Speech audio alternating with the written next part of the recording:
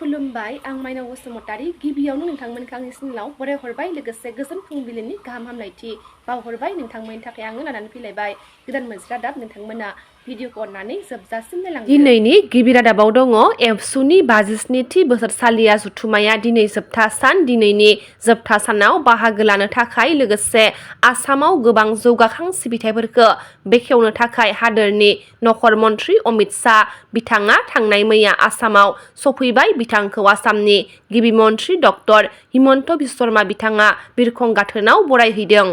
बारग' दैदेनगिरिफोरनि लोगो हमलायनाय आरो मिरु आरो जिल्ला दुलाराय बर' फरायसा आफादनि आगुनि दैदेनगिरि बिथांमोनखौ मान बावनायजों लोगोसे जारिमिन दुलाराय बर' फरायसा आफाद आरो बड'लेण्ड सोमावसारनाय 1967 मायथाइनिफ्राय 1993 मायथाइसिम सेथि खोन्दो जारिमिन बिजाब बेखेवनाय हाबाफारिया मैया जानानै थांबाय। क'क्राझार जिल्ला दतमा दख'रानि बेन्दोङाव थानाय बड'फा फोथाराव 13निफ्राय 16 मार्च खालारसिम सानब्रैनि हाबाफारिजों खुंफुंजानाय दुलाराय बर' फरायसा आफादनि खुंगा 57थि बोसोरारि जथुमाजों लोब्बा लाखिनानै थामथि साननि हाबाफारि 15 मार्च खालारखालि बारग' दैदेनगिरिफोरनि लोगो हमलायनाय आरो मिरु आरो जिल्ला दुलाराय बर' फरायसा आफादनि आगुनि दैदेनगिरि बिथांमोनखौ मान बावनाय हाबाफारिखौ लानाय जादोंमोन। बेजोंनो लोगोसे जारिमिन दुलाराय बर' फरायसा आफाद आरो बड'लेण्ड सोमावसारनाय 1967निफ्राय 1993 मायथाइसिम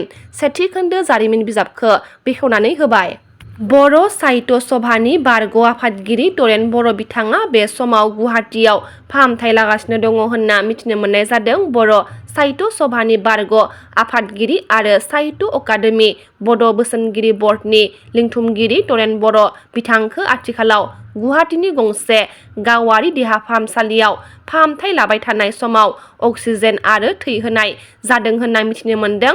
बेखौ मिथिनो मोननाय जादों दि एसेल' हिमग्ल'बिननि थाखाय बिथांखौ थै होनाय जादों। बेखौ नोजोर होनो गोनांदि थुनलाइ आरो हारिमुनि बिथिङाव हादोरनि थाखाय बिथांनि बिहोमानि थाखाय बिथांखौ गोदान दिल्लीयाव हायुङारि बान्थाजों मान होनाय जादोंमोन। 1 नबेम्बर 1955 मायथाइयाव गवालपारा आरो दानि गुवाहाटीआव जोनोम मोननाय तरेन बर' बिथाङा इं 1978 मायथाइयाव गुवाहाटी मुलुगसोलोंसालिनिफ्राय MA PG उथ्रिदोंमोन आरो रिजार्भ बेंक अफ गुवाहाटीनिफ्राय आजिरा लादोंमोन। बिथाङा इं 1984 मायथाइनिफ्राय 1990 मायथाइयाव बर' साहित्य सभानि मिरु आफादनि सोद्रोमा जादोंमोन। बेनि उनाव बिथाङा बर' साहित्य सभानि खुगा लाइसि बर' साहित्य सभानि नेहाथारि लोगो नेहाथारि रां दोनथुमगिरि लेङाइ आफादगिरि आरो आफादगिरि जादोंमोन। एबसुनि 57थि बोसोरसालिया जथुमाजों लोब्बा लाखिना खुंजानाय जांख्रिथायारि देंखोगिरि दैख्रं खुंगुर बसुमतारी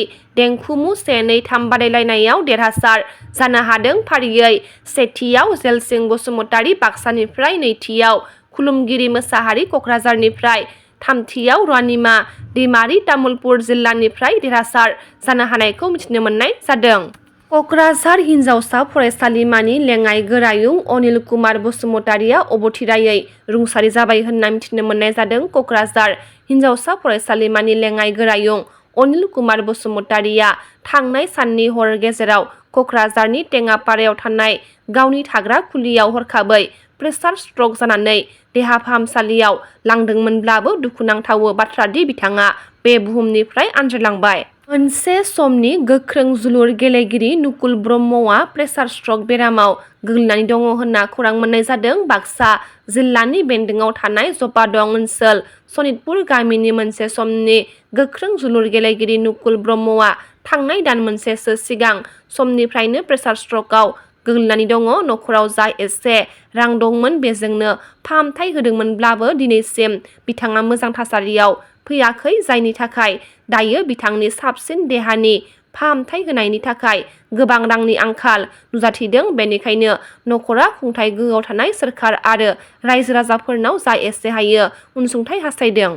दुलाराय बर' फरायसा आफादनि 57थि बोसोरसालिया जथुमानि मुंख्लं गायदे हेलेना काबादि बादायलायनायाव चिरां जिल्ला एबसुनि हानजाया देरहासार जानो हानायखौ मिथिनो मोननाय जादों। आरोबाव जोहोलाव सोमला बसुमतारी बुलुर बादायलायनायाव उदालगुरि एबसुनि हानजाया देरहासार जानो हाबाय होनना मिथिनो मोननाय जादों। दिनैनि रादाबा एसेनोसै गाबोन फिन गोदान रादाब लाना लोगो मोनगोन नोंथांमोना भिडिअखौ जोबजासिम नायबायब्ला अन्नानै लाइक शेयार कमेन्ट लोगोसे साबस्क्राइब खालामनानै होदो गोजोन्थों।